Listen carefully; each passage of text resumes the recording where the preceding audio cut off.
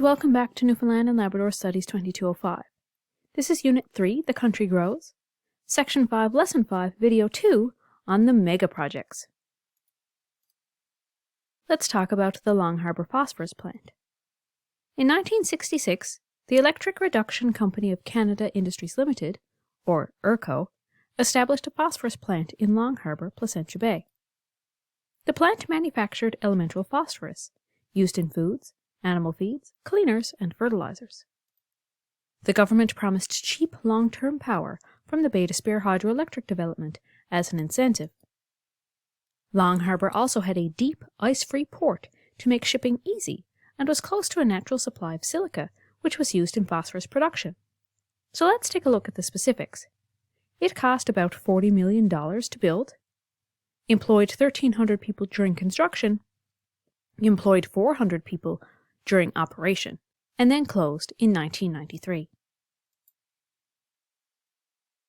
The plant faced controversy when it was found that the byproducts and pollution from the plant were killing fish and actually deforming wildlife in the area. Additionally, a provincial health study later found that 15% of the plant workers suffered from fluorosis, which causes stomach ailments and muscle and joint pain. You may recall when we had the lesson on mining, we mentioned different issues with fluorosis. In 1980, the Newfoundland government negotiated the sharing of power costs with the Electric Reduction Company of Canada Industries Limited to help alleviate the government's burden of supplying cheap power to new industries. And then in 1933, ERCO closed its doors, claiming it was no longer economically viable. There was new technology making phosphorus production cheaper and easier in other places in the world. The company also had to spend $29 million to clean the site, and then also in severance packages to the 300 laid-off workers. Now let's talk about the Come By Chance oil refinery. In 1967, an American industrialist, John Cheyenne, proposed to build an oil refinery at Come By Chance. Smallwood embraced the construction and job opportunities the refinery could create. The refinery would bring in crude oil from the Middle East and produce unleaded gasoline, jet fuel, fuel oil, and asphalt, which was expected to process approximately 100,000 barrels a day to export to North America. But financing was an issue, and the government agreed to help subsidize the project, and Cheyenne predicted the refinery would pay for itself in 6 years. So let's take a look at the specifics before we get into its production. It cost about $35 million from the government to build, employed 2,000 people during construction, employed 1,000 people during operation, but closed in 1976. I have an asterisk next to that because it actually reopened, and we're going to talk about that on the next slide. So, remember how it was predicted that it would pay for itself? That was not the case, and the refinery went bankrupt within 3 years. This was due to competition, work stoppages, and malfunctioning machinery, which all plagued the site over those few years. The price of crude oil also was driven up in 1974, and investors then called in their loans in 1976. So, hundreds of workers were laid off. The refinery was reopened in 1987 and has changed hands a few times since. But as of 2023, the facility is part of the biofuel industry. Now we have the Churchill Falls Hydroelectric Project. The development of hydroelectricity on the Hamilton River, which was renamed the Churchill River in 1965, was a major undertaking by the Smallwood government. At the time of its construction, it was the largest underground power station in the world.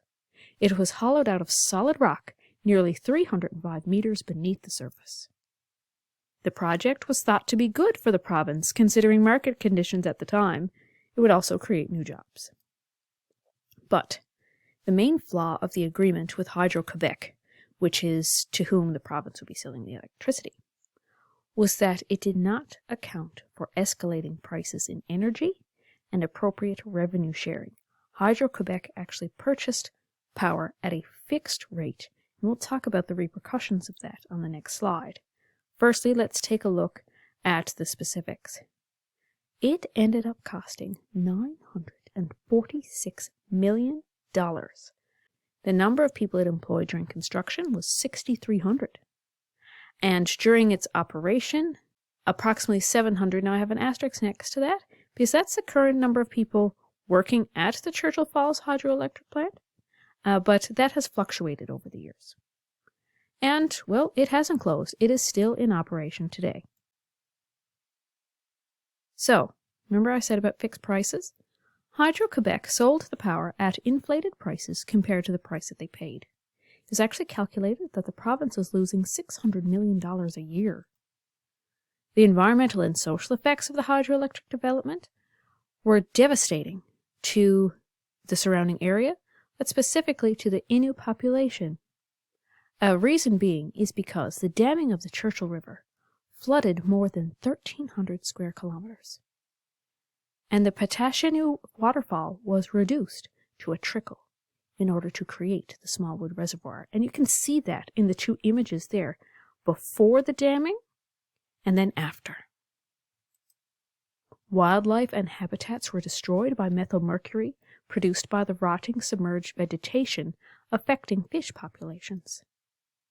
Additionally, the extensive flooding accelerated the erosion of the riverbanks and destroyed Innu burial grounds to the point of exposing human remains. It was later found, of course, that the government did not consult the Innu Nation before this development, and the repercussions have been devastating and are still felt today. Finally, let's talk about the Labrador Linerboard Limited Mill in Stephenville. The government began exploring another private mill option in the late 1960s, remembering our other private mills were in Grand Falls and in Corner Brook. Impressed with the business sense of American John Doyle, the government made a deal with him to develop a linerboard mill in Stephenville. Stephenville was chosen since the United States military withdrew from the area in 1966, leaving many unemployed, so the government wanted to rejuvenate the area. The original estimate was $75 million, and Doyle's company took on technical studies to choose the best method to transport wood from Labrador to Stephenville for production. Let's take a look at the specifics as well. The cost of the mill total ended up being about $300 million, but it later sold for $43.5 million. It employed about 600 people during construction, and that means during construction and also its conversion to a different kind of mill. It employed about 250 people during operation, and then it closed in 2005. So, a combination of issues created a 4-year delay during the construction, and the government took over the project in 1971. The preceding Conservative government funneled millions into the project, and it was completed in 1973. In 1976, an advisory board was established to determine the fate of the mill, including representatives from the other 2 mills in the province. It was proposed that the Stephenville mill be run in conjunction with them.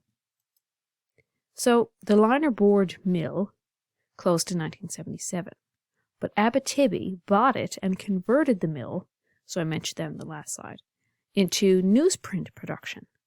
And then the newsprint mill was in operation until 2005. So now it's time to review. I'm going to ask you to please complete the activities in Brightspace, and I hope you have a great day.